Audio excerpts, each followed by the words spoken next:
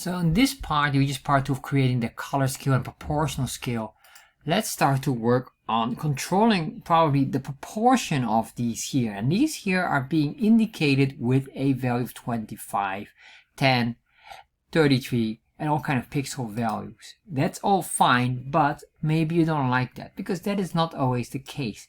Maybe you get a value of 0 to 1 and you want to control within that level the size of it. So for this, I'm going to show you a nice trick that we can do.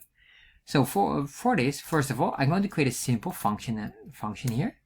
So I'm going to say a function, and I'll call this function the function of size. And then whatever the value is within here, we're going to do some of the basic. Let's say a constant of max size, where we can define how big we want to have these circles or bubbles, how many pixels in radius by default. So let's say it should never be higher than 40 pixels. If it's higher than 40 pixels, it should just be set to 40.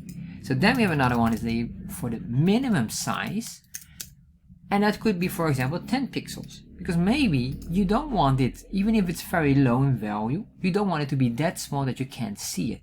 That would not make any sense, of course. So you should have a decent, easy to spot and visible bubble. So we'll say minimum will be 10 and max will be 40.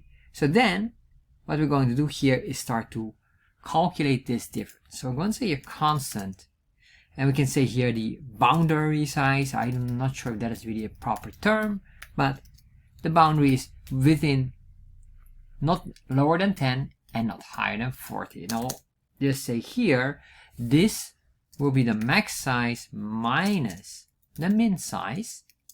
Then we get a value of 30, and that 30 will indicate our value. But I will get to that later on. So then what I want to do is I want to make sure that this function will say min size, which is our standard minimum value. So that will be a value of 10 plus whatever the boundary size is, which is 30, divided by the value. And the value here will eventually be the radius that we are going to use here. So it's a boundary size, and then this one here multiplied by, this should be multiplied by the value.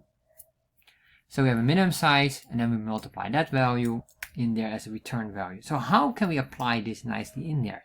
Well, we can, chartjs allows here to just put a function out of it. So we can say here, for example, 1. So let's copy this. I will do 1. And what I want to do here is to use a consistency of it. As you can see here now, we have a fixed size here. How big they all are, I guess they're all 40 right now because the value is all identical.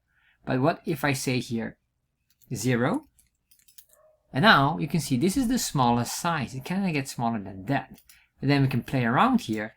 0.5, 0.3, and then we say here 0.6, and maybe this should be 0.9, of course. So they're all nicely aligned.